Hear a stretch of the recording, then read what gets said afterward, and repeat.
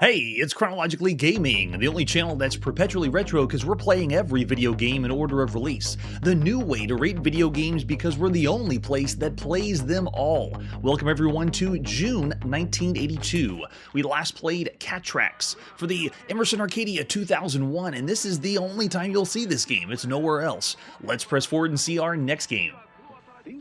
Right after this commercial break. Learning about home computers. The family with the Atari home computer is learning Spanish, German, French, Italian. Languages. The other. No foreign languages. The Atari family is learning 3 programs teach us to program. the other. We've only one. They have only And while one. the Atari family learns to play Centipede Star Race, There we go, and soon, Centipede. E.T. And then The soon other E.T. I don't He think made that a was on the mistake. Atari home over computer. 1,000 programs I featuring feel so the world's sorry for most that little popular girl on the games. other But side. sorry, She's like the most sad little girl with a home Learning computer. about- All right, so this is the release of Centipede for the Atari home computer. Let's check out Centipede, starting with the box. This one is like the other famous arcade games in several different boxes. This is one of the first ones you would have seen. The Centipede computer program changing up the artwork with like a explorer going to get some Centipede friends. Looks like a British explorer just hanging out. You can see it's 1 or 2 players. Joysticks are required. This is alternate play, so don't get too excited thinking we're going to have simultaneous Centipede. But if you flip it over on the back, this is the... I love the back of this box, showing the 2 different computers at the time, Atari 400, Atari 800. Where does that cartridge go in? Imagine you live in an enchanted mushroom patch filled with bothersome bugs. Get those centipedes with your bug blaster. Watch out for the spiders, fleas, and scorpions. They all have magical powers, and they are after you for 1 or 2 players. The family with the Atari Hey, welcome. Spanish. Let's check out the other art we have for Centipede. So let me put this in perspective. The only other time you would have seen the official Centipede is in the arcades. We've seen over 10 Centipede variants here on the channel, and if you want to check the links down below to go through different Centipede variants, the best ones that were out there is Nightcrawler and Grid Runner for the Commodore VIC-20. But this is the only other time official Centipede was anywhere. Like you could play at home. There is no Atari VCS Centipede yet. This is the first time, other than the arcade, that you could be playing Centipede. So keep that in mind as we play the game. And then we also have an alternate box that you would have seen later by Centipede. Very nice, colorful. That would be more appealing to if you're just wanting to have a fun game. This looks more like an educational title with the front of this box.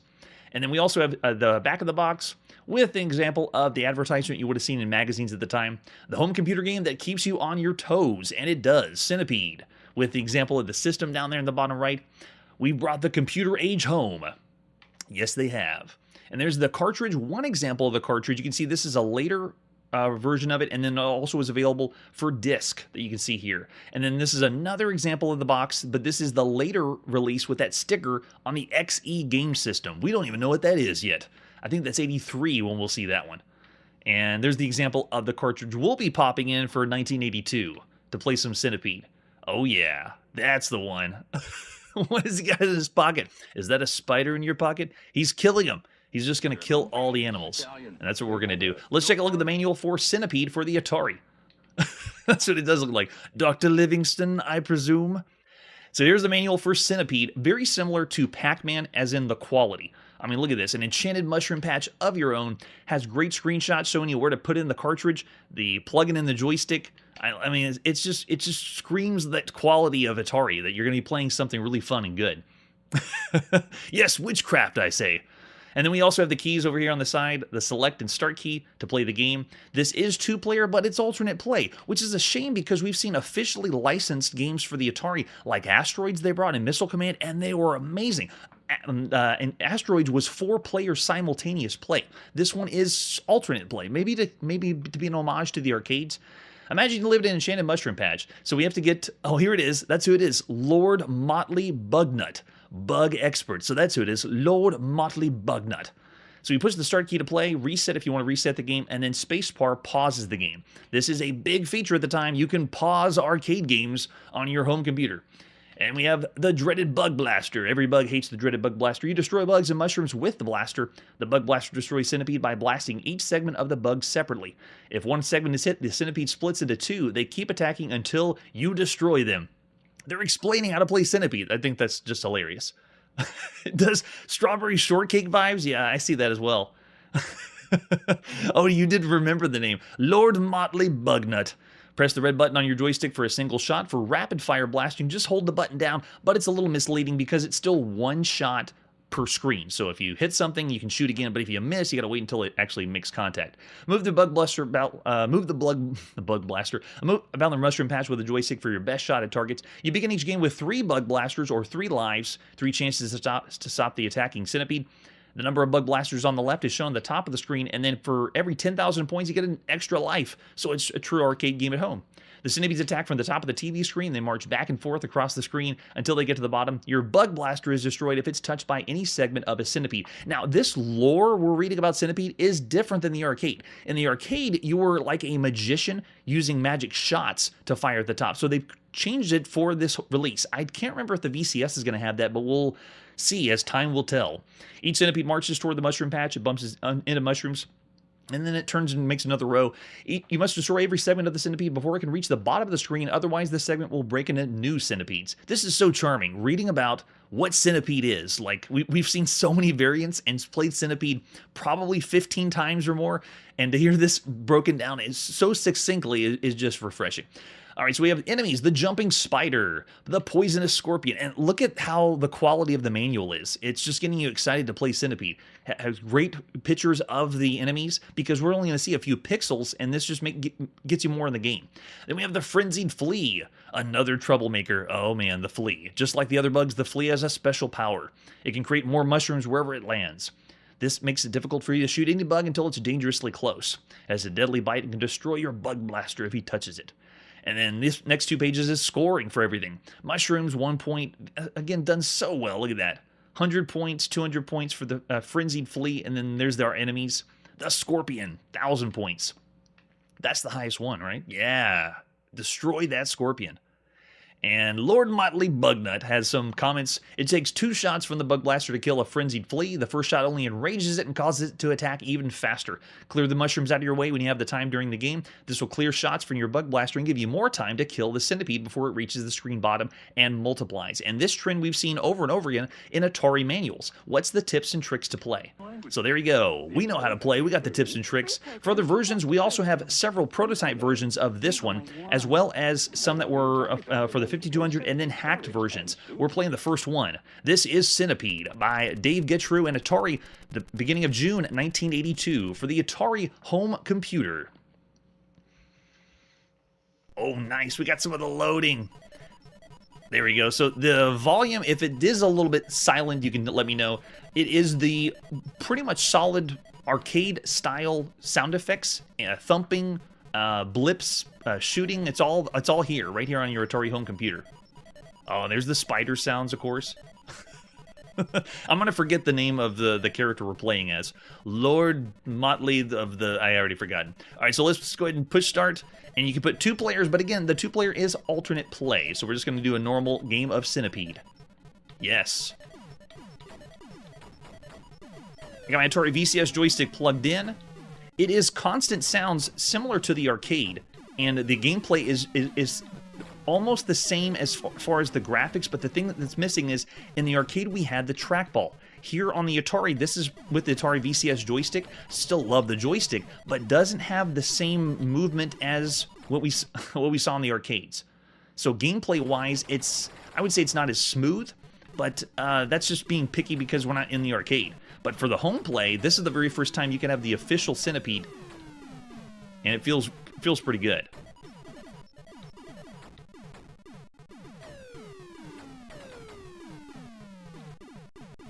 There's the fleas dropping down. They don't seem as fast as they are in the arcade.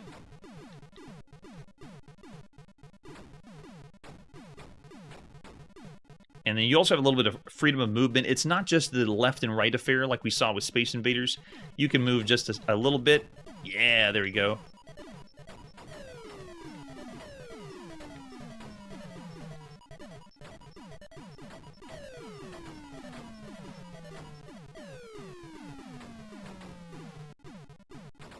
Now, the 2 great examples of Centipede variants that I mentioned earlier, Grid Runner and Nightcrawler, were on the Commodore VIC-20. The resolution of that computer is not as much as this, so this feels like a really large open playfield. Feels like we're getting closer to what we would have seen in the arcades. Oh, get him! No, I missed the 1,000 points of the scorpion. Okay, here comes another one. Let's see. Now, the other thing, too, is the scorpion can, like, fly through mushrooms. So you have to be sure to blow up or destroy mushrooms so you have a free shot. You can get the scorpion. Essentially, the scorpion is the UFO of the Space Invaders. Like, the same idea. Yeah, and the color change. Nice touch as well. That scorpion just keeps eluding me. Okay, let's get the last shot in. Yeah, look at that. The color change is very nice. I think we only saw one variant of Centipede that did the color change. Everything else was just the same thing ad nauseum.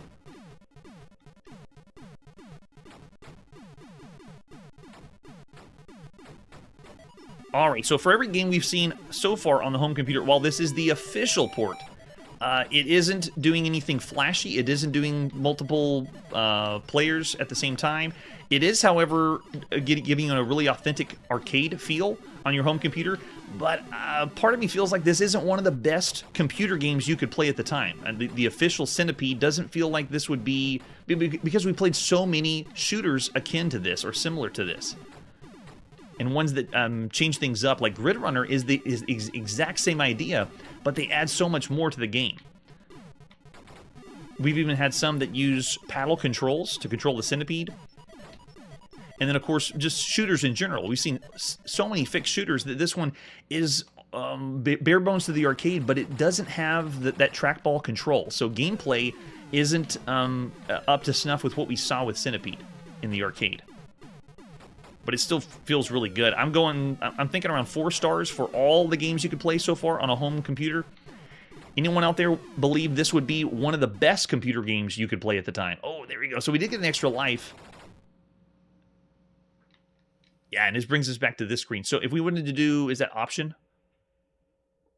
Manly's going 4 stars. Yeah, so if we did the option for 2 players, yeah, you can do select. It's just going to alternate the play. So you and your buddy would have 2 joysticks plugged in, and then you just take turns. Or hopefully, like we saw with the ad for Atari, your girlfriend's playing, or your wife, because this was getting more women in the arcades. Well, I'd say Pac-Man more.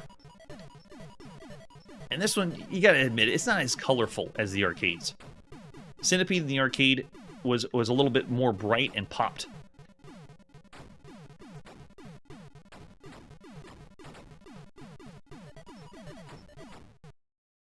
Oh, yeah.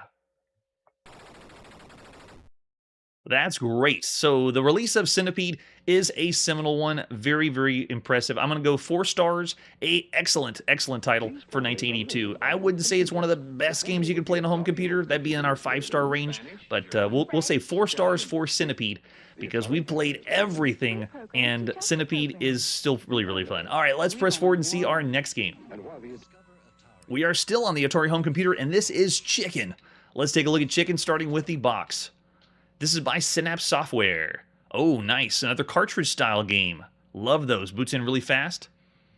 Yeah, the sound is a good point with Centipede, very close to the arcade. Definitely. This is another one we've seen in advertisements by Synapse Software. Let's flip it over the back. Looks like we just need 16K for this one. We can use joysticks or paddles for this one. Bear that in mind. There's trouble in the barnyard. Ma Hen and pesky old fox battle it out as you try to save the local chicken population. Seems the fox has found Ma Hen's eggs, or they're trying to save them from the deadly clutches. The action gets faster and faster as eggs turn into chicks. Feathers fly, chicken squawk, and all bedlam breaks loose. You got to scramble to outrun this crazy fox. Chicken is machine language arcade game that will challenge and entertain even the most experienced arcade player, and that's who we are. Yeah, the chicken head and the logo. I love it. Let's see what artwork we have for Chicken. What are you, chicken? As far as the original Synapse box, we also have the advertisement we've seen before. The other games we've seen, I believe, is Protector and... Where's the other one? I think it's just Protector. Slime and Nautilus. Haven't seen those yet. But this is all by Synapse. With an example, the cassette tape will be popping in, or the cartridge. This is the one. We want the cartridge. And there's also a 5 1/4 floppy disk that was available on. These computers that we're getting in by 1982, they're going to support more and more software, which makes it such a pain here on the channel to get everything to run, because computers can have the cartridge, they can have a 5 1/4 floppy disk, they can have a cassette tape, and to get all of those different mediums to run is pretty difficult. Yes, the robot cat again. Let's check out the manual for Chicken by Synapse Software. If we have cassette, we need 16K. That's how it... Oh, 2 minutes to load on the cassette. No way. Disc, you need 16K as well, and then the cartridge is the one we're going to play. No loading necessary. The object of the game is catch all the doggone eggs from the box that's throwing them at you. The game gets faster, the egg sifter descends, and the number of eggs dropped increases by 5 with each round. You have 3 chickens at the start of the game. Play continues until all 3 chickens are booted off the screen. If you think this is a cinch, try it. It's like, what are you, chicken? Come on, try the game. Yes, kaboom it is, that's right. How do you play? First boot up, get the chicken logo and the play screen with scores up to 4 players, so it does save, sort of save for a little while. It may interrupt music or the demo mode by pressing start on the home computer. You can use paddles, which are recommended, or joysticks. Paddles are faster and have finer control. And to tell you the truth, I'm going to do both to show you the difference, because the joystick, you can't get across the screen fast enough with a joystick. And then player options, we can have up to 4 players can play. So it's a 4-player game, and bear in mind, the Atari 400 had 4 slots, 4 controllers. But this is all alternating play. So it's not 4 people working at the same time. You're just you wait until one person's done, then you switch out. So you can do 4 people, which is kind of cool, but it's alternate play. So we have 16 different levels we can play on by pressing the option key. It's changing the number of eggs, how much they fall, and speed, and so forth. And then we also have hints, just like the other Atari manuals. As you see, you miss an egg, you keep playing. When the egg hits the ground, and this is another thing that they change, a little chick is there. But you have one button, either on your paddle or joystick. If you push that button, the chicken jumps. So if you've broken an egg and a little chick's there and you run over it, then the game ends. So you kill a chick and then you don't get to play again. But if you jump over the chick, then you can keep playing. So nice touch. We've seen another Avalanche variant do this, where they drop things on the ground and makes it harder to move around. All right, so we just have 2 different versions of this one. Let's play the cartridge version. This is by Mike Potter of Synapse Software, the beginning of June 1982. It's time to play Chicken. First thing I'm going to play is the joystick version of it. And we get a ditty when we boot it up. Love it. Using that pokey chip inside the Atari, pretty good. Right, yeah, that would have been great, but no, it is just the exact same game, alternate play. They're almost taking what the arcade world did first. So most of the arcade games, there's not a lot of simultaneous play there. Not yet. We've seen some, but still most games are you switch out with someone else. Yeah, wouldn't that have been great? And I wouldn't be surprised if someone's already hacked the game to play it that way. All right, so let's go. Got our joystick in. This is the first way I'll show you how to play this. We're going. So VCS joystick plugged in, and you can see to move left and right, I cannot vary. And if you drop the egg, oh, I dropped it and run over the bird. Yeah, that's not a good idea. But if you drop the egg, you can keep playing, but I cannot get from one side of the screen and back very fast. So you are looking at the top to see how they fall down. It is slightly planned. So if you play it enough, you can get used to where they drop down. And then when enough eggs fall, it says your score at the end of level 0, how many eggs I caught. Oh, I still got bonus points, even though I dropped an egg. Okay. Yes, oink! That's right. We haven't seen it yet, but oh, the thrills of Activision will keep coming here on Chronologically Gaming. Oh, if they hit you, if the egg smashes on you, then you're out. That's it. And then here's my little jump. I have a bird that can jump, so I can move myself back and forth. And if I break an egg, you can see that one there, there's a chick, very, very tiny chick over on the side. But if you hit that chick, uh-oh, yep, I'm dropping more. And I can jump over the top. But, oh, if you land on the chick, then it goes to the end, gives you your score. How many lives we got left? Okay, so we got 1 life left. It is essentially just an Avalanche variant, but they have a few things that change, and I would say the best part is the having paddles or joystick control option. Because the best way to play this, like Kaboom had it right, whenever you port something home. Avalanche was first we saw in the arcades, and to use a paddle control is the way to do it. Yeah, there we go. Yeah, and sounds are very good too. All right, let's go. That pesky fox. Having the top of the screen not an obvious, see right there, I couldn't get across fast enough. But if the egg hits you, then you're down. But I like how the top of the screen has the fox and the levels moving back and forth. When you play Kaboom, you can just see the person dropping, and then you have to memorize patterns. But this one, It's not really... You have to get used to the conveyor belt going back and forth. All right, with the Diddy on top, let's also play this with paddle. So I'm going to launch it a different way. This is the exact same game, same opening. We're playing this now on the disc version, if you wanted to compare cartridge versus disc, but we're going to be playing with the paddle control. That's where this one really shines. If you were getting tired of Kaboom, maybe you could check this one out. We'll skip past the opening ditty, and let's go. Now check out that. Oh man, yeah. That is fine-tuned paddle controls, and now I can whiz across and still jump if I need to. There we go. Caught them all, yeah. So just like they said, recommended, paddle control is the way to go. Whoa! Yeah, if you run over the chick and the mom, is just very sad. You didn't save the egg, and then the little chick died.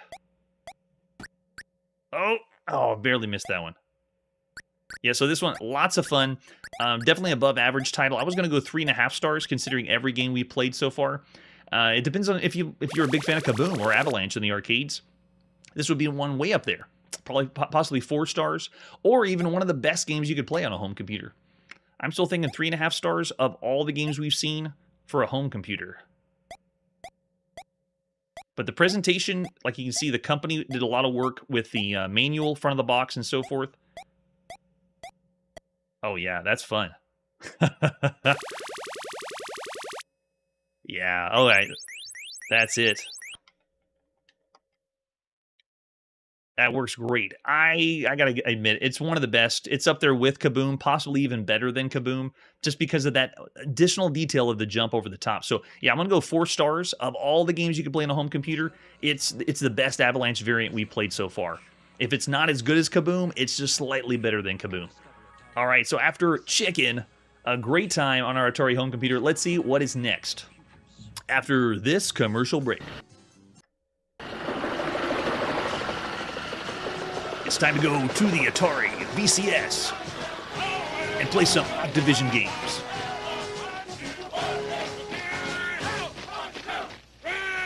Way before Call of Duty. Way before any military game. This is what military games were like in 1980s, or at least commercials. Getting you in a military vibe. Yelling out random, generic army sayings. Got the game. Chopper Command by Activision. For the Yes. Atari video computer system. Command's firing! Give it to him! Get to the chopper! Oh yeah, I gotta be playing the game like that. Oh no, see, look, it's not even real footage. How are they getting that footage to play? They had to recreate it, I guess. Well, get your own game. Chopper Command, and who's it from? Activision! Yeah, we gotta get that one. And we are gonna get that one. This is Chopper Command for our Atari VCS. Let's take a look at the box. This just screams Activision. Look at that. It's got double rainbow all the way. Chopper Command, again, the graphics on the front, I don't know who did them. It's almost like they recreated them in the commercial, because they weren't getting real footage captured. It was something was fabricated there. And then if we flip it over on the back, oh yeah, look at this. Bob Whitehead, 1 or 2 players. If you're piloting a helicopter gunship flying over a truck convoy of medical supplies through enemy territory, suddenly the long-range scanner shows squadrons of enemy aircraft closing in on your position. You throw the control stick forward and your chopper shoots skyward, barely avoiding a cluster of multi-warhead missiles. Your response is swift as you pivot your gunship 180 degrees, unleashing a lightning barrage of laser rockets. The action furious, concentration intense. You're engaged in one of the most demanding video battles ever conceived. You must rely on your long-range scanner, your wits, and your reflexes, because it's your responsibility to see those supplies get through. Take charge. You're at the controls with Chopper Command by Activision. One of the reasons I like to read the box is, if you were there in the store, this is one of the things you would do. I know this is a cool front of the box, and it's nice because it's Activision, but this is what you'd be reading, like, if you want to buy this. And this is used with the Atari VCS joysticks. Let's see what other art we have for Chopper Command. Fabricated box? Yeah, the reconstructed one. They're all over the place. Check out Atari Age. Everyone and their mom has probably made a box of Chopper Command. And then we also have, the full box, which also is available in different colors. So if I'm looking at the box and you're like, that doesn't look like my box, well, there's a ton of different ones that came out on the Atari VCS. We'll be seeing those a lot. Here's the ad we have for a Chopper Command. If you've got the guts, we've got the game. And also, I love showing these off. There's always some competition, and if you get enough high scores and send in the screen to Activision, they give you the patch, and here it is. If you were part of the Chopper Commandos, the Elite Squad. There's the cartridge we're going to pop in. They credit Bob Whitehead on the front, and you can see they showed the different game levels, cadet level or commander, and then if you want 1 or 2 players, it is still alternating play, so not 2 players at the same time on the screen. Another example of the box, we'll just show all of them off with some examples of screenshots. All right, the manual for Chopper Command. Right, yeah, the original achievements before they were achievements. Activision was ahead of its time. What is Chopper Command? Your first mission. Don't worry, everyone gets a little nervous. Make sure you carefully read the instruction manual first. You'll be dealing with some very sophisticated equipment and an extremely tricky enemy, so good luck. The guys on the ground are counting on you. Chopper Command basics. Object of the game accumulates as many points as possible. That's right. Everything should be that. Accumulate as many points as possible. Hook up your video system, power it off, power it on with the game cartridge plugged in. If no picture appears, check the connection. And then plug the joysticks in, set the difficulty switch to B. If you switch it to A, then it looks like it's slow or continuous fire. No, we want fast. Yes, those are TV computer people. That's correct. That's an ad for Activision at the time. So this is an ad, if you saw in the background, yeah, the TV's talking to each other. It's one of the current ads you would have seen on TV. So start the game off, get the controller in the red button in the upper left position. Unless you're a lefty and didn't want to follow the crowd, I did the same. Even though I'm a lefty, I did the red button in the top left. We have the long-range scanner, which is your radar at the bottom of the screen. Enables you to detect both approaching truck convoys, friendlies, and enemy aircraft well ahead of time. The truck convoy appears as white blips on the bottom of the scanner, while enemy aircraft appear as white blips above the convoy. Your helicopter is the black dot. You can calculate the area represented on the long-range scanner is roughly 5 miles, and the large screen is about 1 mile. There's increasing levels of intensity. Each level starts with a wave of 12 enemy ships and 12 trucks in your convoy. 12 waves of enemy attackers, and each wave being faster than the one before.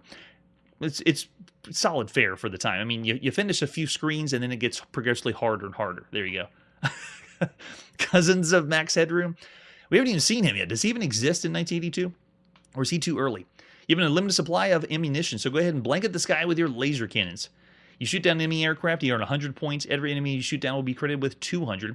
You wipe out an entire wave of hostile aircraft, you'll receive a bonus calculating by multiplying the number of trucks remaining on the convoy waves times the number achieved. So pretty much there's going to be a convoy at the bottom. You want to protect that convoy. The more that you can protect, the more points you're going to get multiplied. And the enemies are going to be coming from the top. So in a way, we're going to be playing a defender variant for the Atari VCS, but there's really no one to rescue. It's just defense, protecting what's on the ground. Yeah, everything's score attack. Look how many times they talk about score. You have helicopter reserves, 3 choppers, so 3 lives. Every time you get 10,000 points, you get an extra one. And then you'll be amazed how responsive your chopper is to the slightest movements of the joystick. Pushing it up causes your helicopter to climb. Pulling it back makes your craft descend. Right and left will guide your gunship's horizontal motion. After flying in one direction, notice the joystick in the opposite direction will cause an immediate 180 turn. So yes, it is very easy to control this. Done very well. Remember, don't be too aggressive at first. Keep your chopper on the left side of the screen facing right and size up the situation. This will give you time to better recognize enemy tactics. So, again, giving us the tips, even Activision is. And if you want to, there it is, the Chopper Commandos. If you score 10,000 points or more on the cadet level, you'll be eligible to join the prestigious organization. Just send us a picture of your TV screen, which is a really hard thing to do at the time. We'll present you with a special Commandos emblem. So who here tried this and tried to take a picture, and when you developed the film, the pictures were all black and they were just terrible? I did that several times, and eventually I would give up trying to take pictures and then realize that it wasn't going to work, whenever your parents decided to develop the film. All right, so how do you become a commando? Tips from Bob Whitehead himself. There he is, designer of Chopper Command. Senior designer at Activision. He's also designed boxing, skiing, and Stampede for Activision. I love how they do this. This is a big FU to Atari. They didn't give these guys the credit, so Activision is going to give them lots of credit. They're even in the commercials. They say the developer's name. They say them on the cartridge. It's in the, and we even have a letter from the developer. You'll discover Chopper Command takes quick reflexes, keen coordination. There's a strategic side of the game as well. For example, your truck convoy always travel from right to left. So will the enemy formations. Knowing this, you can position yourself at the left side of the screen, start firing as soon as the enemy aircraft appear. This is important because your helicopter's chance of being hit by a multi-warhead missile increase the closer the enemy aircraft get. The enemy pilots are real kamikazes too, and they'll collide with you if they can't shoot you down. Good luck. Hope it was much fun playing Chopper Command as I had designing it. God bless. Bob Whitehead. It sounds like a personal letter written to us. Thanks, Bob. I feel like I know you already. Yes, wait a month, get the film developed, and the picture is unintelligible. That's right. All right, so for other versions, we have the European version, another one on Supervision, and then another one by CCE. We're going to play the first one. Here we go. Let's pop in Chopper Command by Bob Whitehead of Activision. In the beginning of June, 1982. Oh, that's true. Polaroid would be better, but I didn't have that. Okay, so again, we're going to put you in the perspective of what's happening. There is no Defender yet officially on the VCS. This is one of the only Defender variants or clones you could play on a home console. The only other one we can play was one by the VTech Creative Vision. So check that out if you want to see another Defender variant. So here we go. If we want to play, we can pick between different game options, and all it is increasing the difficulty and wanting to play one or two players alternate play. All right, so let's push the reset, and let's go. Where's our convoys? There they are. Oh, yeah. Sound effects are spot on. And you can see we got different sets of them down at the bottom of the screen. And I'm just going to go nice and slow, work my way to the right. Or stay on the right side of the screen. The first time I ever played this, I remember wanting to go left because it looks like you can only go to the right, like most games. But whenever I realized you could go left, I always started the game and wanted to head left instead.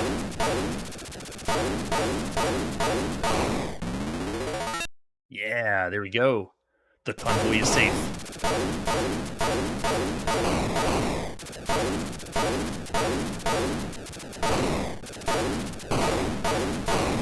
For the VCS, this is programmed very well.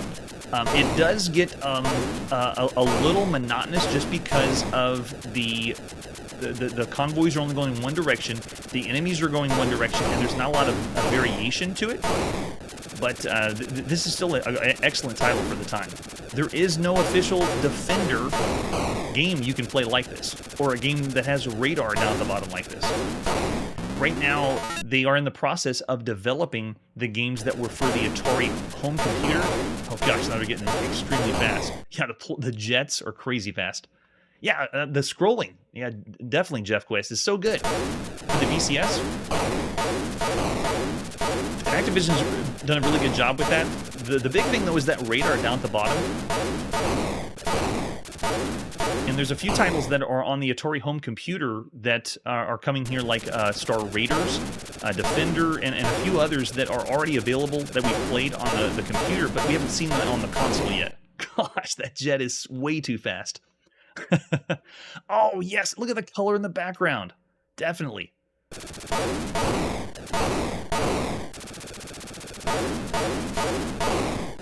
If you've ever played this one, it responds almost too quickly. Like moving left and right, I have to stop myself because I'm moving so quickly. In a way, I want to just go like, yes, let's go! Get to the top, I'll go! And just fly across the screen. But if you do that, look how quickly the enemies show up. Oh man, I made it that time. I don't know how I did that, but you're going so fast, you want to just stop for a sec, wait. All right, and then go again.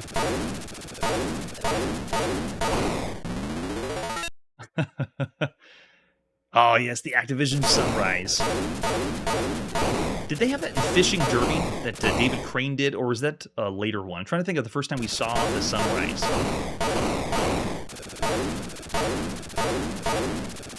No, the Fishing Derby just had a general background, not the sunset yet. But just pushing and utilizing the colors of the Atari, very well done.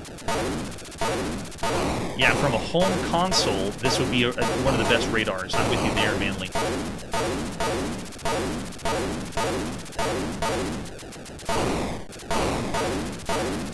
And bear in mind, Defender wasn't the first one to do it. Rally X had the first radar. It was really large, though, on the right side of the screen.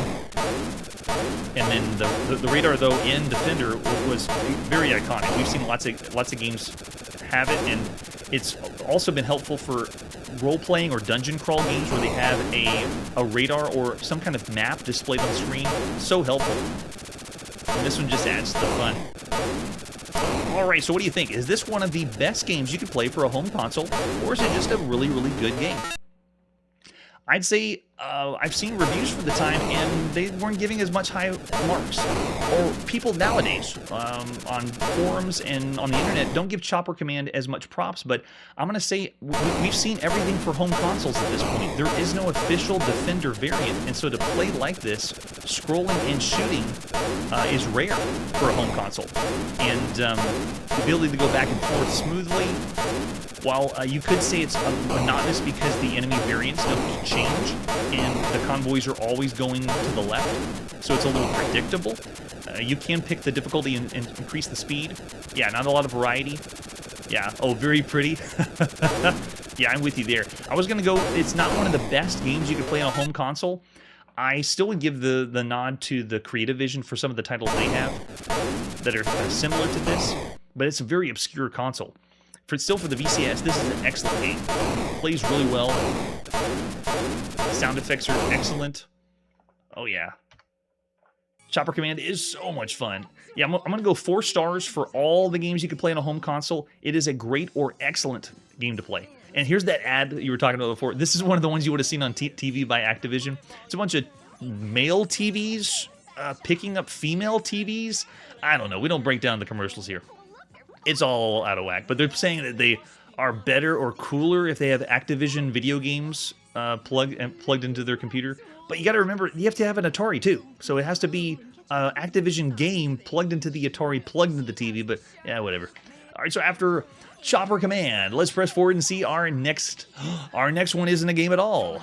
Our next is on a magazine, the latest Byte magazine. Let's take a look at Byte and see what's happening in the world of computers and technology. Now, Byte is a journal several hundred pages long, so we don't really go through the whole magazine, but this is the June 1982 release of the Byte magazine. And man, oh man, look at this. The front is about interactive video discs. I feel like Byte magazine is the prophetic word of technology. Like we're reading about what's going to be in the future of crazy technology. An interactive video disc just sounds just insane to talk about in June 1982. All right, so we're going to breeze by this Chromio ad, Chromimco ad, and then go to the table of contents. Here we go. What do we got? We have the video disc interfacing primer. Learn how to develop interactive video disc programs. Wow, already in June 1982. And then we have design and production of video discs, what they are being used for, building an interactive video disc controller.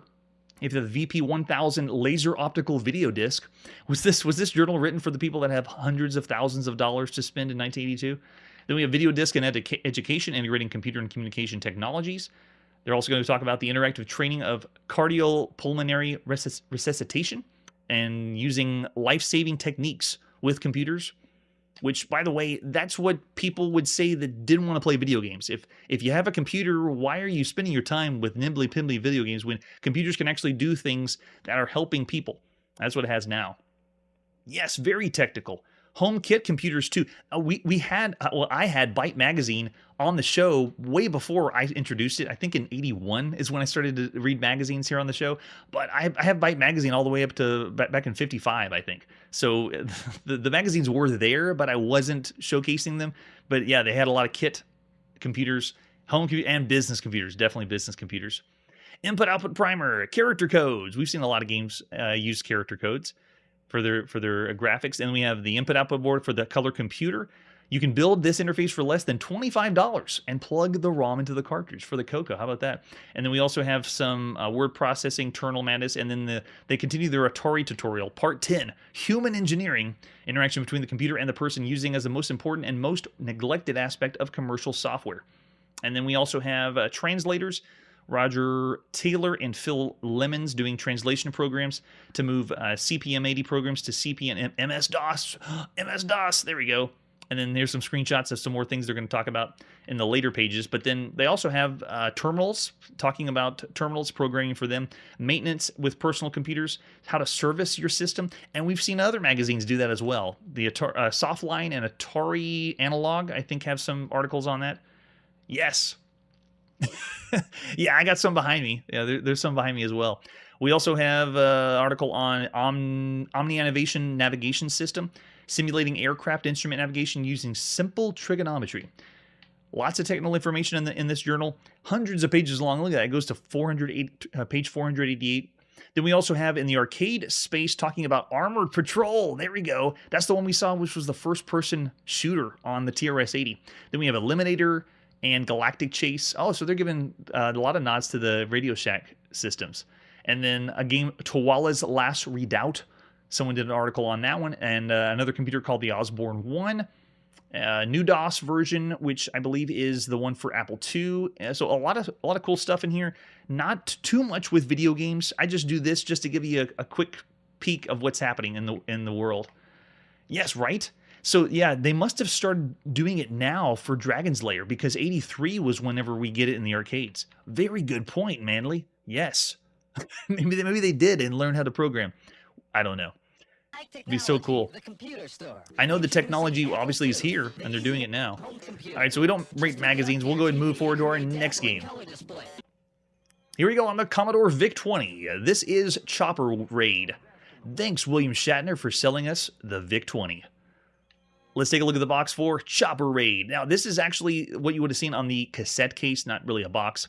Evade the enemy and destroy ground installations. VIC-20 needs 3K, 8K, or 16K expansion. Usually we see the unexpanded VIC, but it does allow you to use the joystick. What other artwork do we have for Chopper Raid? What you would have seen on the back of the cassette. And then that's it. Example of the screenshot. All right, let's pop up the cassette and play Chopper Raid on our VIC-20 by Bubble Bus Software. We're going to England to play a shoot 'em up in the beginning of June 1982. Now this one, oh man, takes a long time to load, and we are not waiting that long. Let's go play some Chopper Raid by Bubble Bus. Oh, that's right, we have already seen that one. It's the fourth one, right, of the Galactic Saga, Tawala's Redoubt. All right, any key to continue. Oh, the joystick isn't responding. Usually we get an arcade game, it just responds. I got to use the keyboard. Okay, we are in. Playing some Chopper Raid. Oh my gosh. After going from Chopper Command on the VCS to this feels clunky as hell. Sound effects, though, are kind of cool. It is more atmospheric. It is cutting out, but, I mean, listen, it sounds more like we're in a plane or aircraft. Now, I have the VIC-20 joystick plugged in. If I move left and right, it just speeds the scroll up, if you want to call it scroll. We are on a PAL television right now. Most people would have been plugging in their VIC-20 with RF modulator to their TV, and so this would have been, 50 hertz around that range. But I can already see it's just very slow to respond. I have my main button to shoot, but if I pull back, that's my bomb. So if I pull back on the joystick, that's how I bomb. All right, so if you had a Commodore VIC-20 and that's all you had, this would give you a little bit of fun. I do have, I gotta get fuel. Bottom of the screen is my fuel running out. Which one is it though? We didn't have a manual or any other artwork describing what it is. I'm just gonna start bombing more things to see if I can hit the fuel. Slow us down. I must be missing one. Is it that one? No, not that one. Uh-oh, and we're gonna drop, right? We definitely dropped because of fuel. Oh my goodness. All right, so sound effects were pretty cool for the VIC-20. That's pretty much what you see is what you get. There isn't anything past that or other levels like Scramble or Super Cobra. But Chopper Raid for the Commodore VIC-20, this one I'd say is because of the frame rate and the slowdown, it's a bad title. There's a lot more games you could play on the home computer that are a little bit smoother, which is a shame because this one was also needing an expansion. We've played better games than the base VIC-20 unexpanded. That's another reason I'd say 2 stars. It does give you a little bit of enjoyment for some time, especially if this is the only thing you had in the UK. But for everything else, we see it all. In home computer space, this is bad. Yeah, and Victor's with me too. On 2. Let's see what's next. Oh, next, just for fun, I'm going to sprinkle in a few other random magazines here and there. So this one is Chromaset. the June 1982, and I just wanted to show just this. This front of a magazine is all typed, almost looks like typewriter hand typed. We do show magazines that are pretty classy, like the Atari one. You saw the cover of the Byte magazine journal, but there's also very smaller published magazines like this. This one is right before they just started Rainbow Magazine, and this is what you would have gotten. It looks like just a typed piece of paper.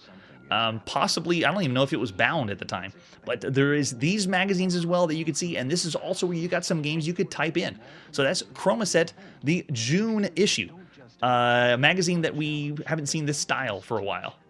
Yes, that's true. It's more of a fanzine than a magazine. Very good point. All right, let's press forward and see our next game. We're back on the Atari home computer. This is Clowns and Balloons. That's right, Timmy. Let's play some Clowns and Balloons. Let's take a look at the box for Clowns and Balloons. This one is the front of the disc box. Nice artwork. Man, oh man. This is by Datasoft, taken from a game that we've seen before called Circus, which is also taken from another game we've seen. And so it's a variant of a variant of a variant for Clowns and Balloons. And then we flip it over the back. This is by Frank Cohen. The greatest show on earth is tough luck for those on the cleanup committee. But tonight's your night for janitorial duty, and you're faced with a tent load of balloons collecting dust on the ceiling. What's worse, the job is complicated by an obnoxious monkey playing footsie on the tight wire. The big top is higher than you think, and the job would be impossible without the aid of a trampoline. You better be fast, because the little beast is full of hot air, and he's blowing up balloons faster than you can pop them. Wouldn't you love to grab him? You can. And if you make the right moves, you can put it into the monkey business once and for all. Clowns and Balloons, an action-packed arcade game that'll make you want to join the circus. That's true. It's just the instruction sheet. Oh, the tape. Okay, thank you for the clarification. It does look like his older brother. I don't know. Let's see. Oh gosh, no. He looks like if Ronald McDonald had a drunk uncle. That's who it is. Still very well done. The last person that did the art, it's Ross, that did the artwork on the front, we saw was Tutti Frutti, both by Datasoft. Let's see what other artwork we have for Clowns and Balloons. So the first one you would have seen was this one. So boring. This is the other box. Is this even showing the game? It doesn't even show anything about the game. It's like showing off Datasoft. You need 16K of memory for this one, but I mean, that's the way to go. The later box, so cool. And then there's the ad you would have seen at the time. We have Canyon Climber there, and then Pacific Coast Highway. Oh yeah. And Shooting Gallery. There's the cassette, and then we also had the 5 1/4 floppy disk, both for your Atari. An example of the screenshot. We also have the manual for Clowns and Balloons, which is essentially just the inside sleeve. How do you bust a bunch of balloons stuck at the top of the circus tent? Bounce a clown at them, of course. Be careful not to miss. Clowns and Balloons is 1 or 2 player game, another alternate play game, no simultaneous play. We're loading either a cassette or disc. We're going to be doing disc. The object of Clowns and Balloons is trampoline under a clown and bounce him high enough into the air to burst all the balloons. Not an original concept. The original concept was Breakout, and then they took Breakout and turned it into, I think, Circus, and then after Circus they turned it into Clowns, and then after Clowns it's now Clowns and Balloons. I don't even think do they give credit? Man, it is licenses, who knows? You make an idea up and it just gets copied and copied so much. We're seeing everything, all the copies here. You control the trampoline left and right movement with a joystick or paddles. Nice. Press the control key or P to use paddles. Option key to choose 1 or 2 player game, and press select to pick difficulty level. And then you're just bouncing at the top. So if you're familiar with it as in the arcades, it's the same here. Oh, definitely. Well, we'll see the Coco version to be able to compare. I love this one. Yeah, the one, the artist Ross is great. Unemployed Ronald, that's right. Yeah, it's how he appears now in the future. For other versions, we just have 2 different ones. Let's pop in Clowns and Balloons by Frank Cohen and Datasoft at the beginning of June 1982. Another Berserk, Breakout variant, not Berserk. Another Breakout variant.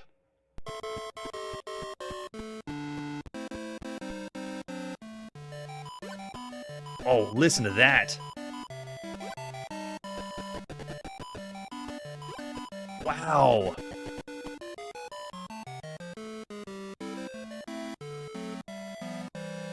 Okay, I had to hear it because that right there is, again, on the Atari home computer, one of the best musical soundtracks we've ever heard, even up there with what we hear in the arcade. So props to Atari. The only other last one we heard that was really good was Darts. on the Atari home computer, but that was so cool. Okay, so let's get started. Go ahead and push start. Player 1 is in. Let's go. Oh, yeah. Nice. We played a lot of variants of this. Circus and Clowns was available on several different home consoles. This has got to be the best one, presentation-wise. And look at this. We have circus music playing in the background. Can we hit the monkey at the top? Go, go, go. Okay. You can't hit the monkey. You just can go as high as the monkey. Oh, yeah. Plays really, really well. And I'm even using the joystick and it works great, but you have the paddle control as well.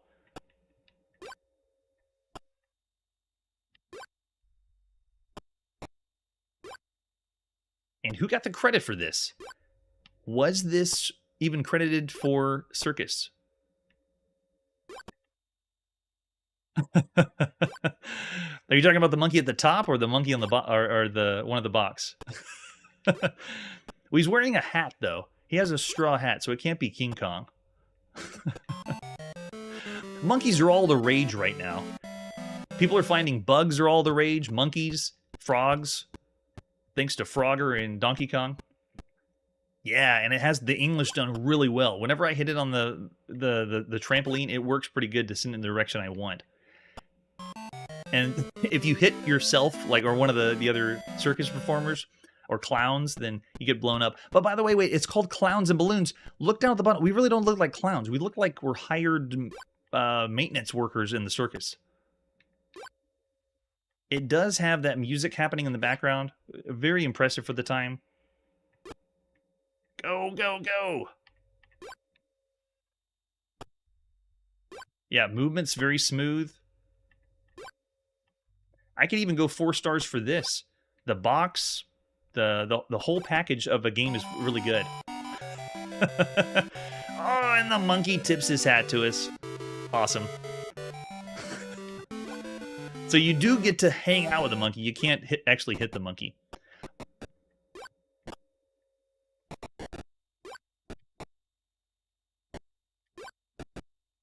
It's such a classic formula, though, that I might just say 3.5 stars for all the games you could play. This is one of the best ways you could play Clowns or Circus. And we played a ton on different consoles. Home computer, not as much. We had some we played. But it's more now, even if this is the best or freshest idea, is this kind of gameplay good enough to be a game that's above average? In 1982, I'd still say yes. It's still a fresh, good idea. It's not something that's pushing the boundaries of other home computer games you could play. But it's so good. Oh, nothing with a monkey, darn. You smash into someone. We did play other versions that when you land, it like crumples your body. I mean, look at my my body is broken to the side. Scary looking. And the music playing in the background is very well done. So now it's just up to if would you rather prefer this kind of game, or would you rather prefer something that we saw earlier?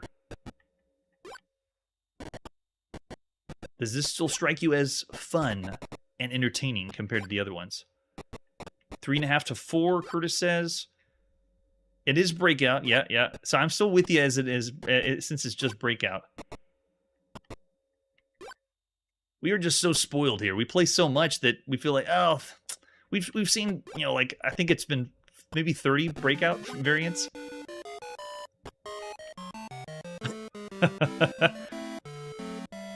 Yeah, going for... I'm going to have to say because of the music. The music is what's going to take a notch above, because there's nothing else that has this kind of music that plays. Yeah, so for Clowns and Balloons, because of the presentation, the whole package, and because of the music, I'm going to go 4 stars. Of all the games you could play on a home computer. It's still just Breakout, but it's done very, very well. So much fun.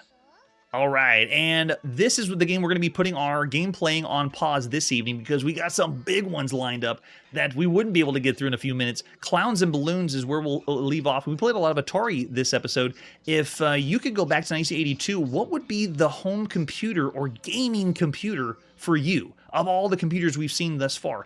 And we've even trickled in a little of the ones from Japan. I just recently got the Sharp MZ series of systems to start working. So those kick off in 1982, and so we'll be seeing that home computer as well. The only other one from Japan we've seen was the NEC PC-88, and there's also other ones as well. So yeah, it probably is the same kid. I bet it is. That's it for today, and like I always say, you can still be the hero without saying a single word. Hey everybody, thanks for checking out the channel and joining me on my quest to play every single video game in order of release. We'll be streaming live every weekday at 9 p.m. Central, so join us and let us know if we missed any games along the way. This video would not be possible without Launchbox, RetroArch, and MAME. Tell all your friends there's some crazy guy named Chronologically Gaming trying to play every single video game. We have links down below that'll send you to places like our Discord and Patreon, and one that says all the video games we've ever played. If you go there, it's a list of everything, and you can click right to the game you want to see. Chronologically Gaming is the name to look for. We are perpetually retro, and we will catch you next time.